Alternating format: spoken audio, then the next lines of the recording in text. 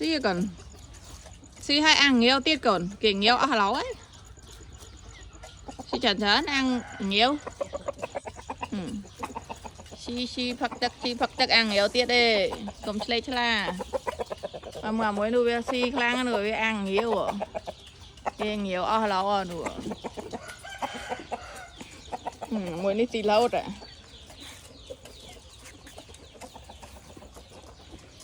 có cái cước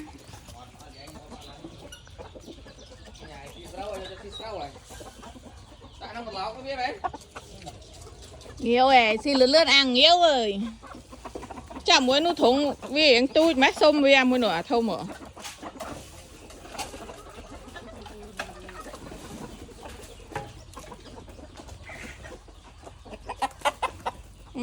cao xì lươn ta ăn miên cái ăn nhiều tiết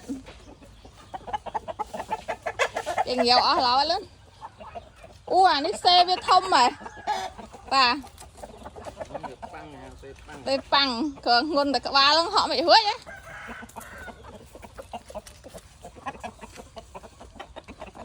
buộc hôm sạch men nè buộc lợn nè anh ấy toàn đốt snipe bách bách á